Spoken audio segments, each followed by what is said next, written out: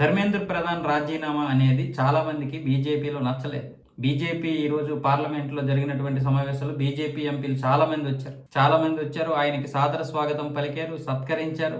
అలాగే మరికొంతమంది ప్రతిపక్ష ఎంపీలు కూడా వచ్చారు. జైరాం రమేష్ గారు వచ్చి సానుభూతి కూడా తెలిపారు. ఏం పర్వాలేదు, ఏం జరిగిపోలేదు, నేను ఒక స్ట్రీట్ ఫైటర్ని, నేనేమి ఏసీ రూమ్లో కూర్చున్నటువంటి యాక్టివిస్ట్ని కాదు, నాకు తెలుసు ఈ స్ట్రీట్ ఫైటర్స్ విధానాలు అని చెప్పి ఆయన జైరాం రమేష్ గారితో కూడా మాట్లాడడం జరిగింది.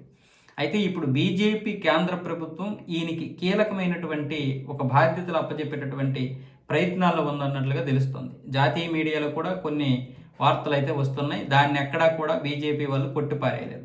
విద్యా వ్యవస్థలో 2021 నుంచి సమూలంగా చాలా పెద్ద ప్రక్షాళన చేసినటువంటి మంత్రి ఈయన ధర్మేంద్ర ప్రధాన్.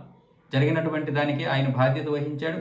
జరిగింది చాలా పెద్ద ఘోరము, తప్పు, అది ఎవరు కాదనలేనట్టుది. అయితే ఆయన 21 నుంచి గత 5-6 సంవత్సరాలుగా చాలా పెద్ద ప్రక్షాళన కూడా చేశాడు విద్యా వ్యవస్థను. 2014 నుంచి 21 వరకు మెల్లిమెల్లిగా చేస్తున్నటువంటి విద్యా వ్యవస్థలో మార్పులు ఈయన వచ్చిన తర్వాత చాలా వేగంగా చేశాడు.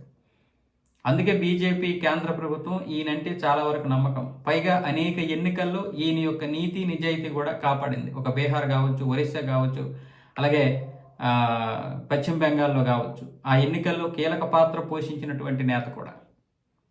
ఆయనకి ఖచ్చితంగా కీలకమైనటువంటి బాధ్యత అయితే అప్పచెప్పేటటువంటి పరిస్థితులు అయితే వస్తాయి. ఖచ్చితంగా ఇస్తారు ఈ పార్లమెంటు సమావేశాలు, మరికొన్ని సమావేశాలు, అలాగే రాబోతున్నటువంటి ఎన్నికలు, ఈ 2027లో జరగబోతున్నటువంటి ఎన్నికలు, ఇవన్నీ ఉన్నాయి కదా. ఇవన్నీ అయిపోయిన తర్వాత ఖచ్చితంగా కీలకమైనటువంటి బాధ్యతలు అయితే ఇస్తారు.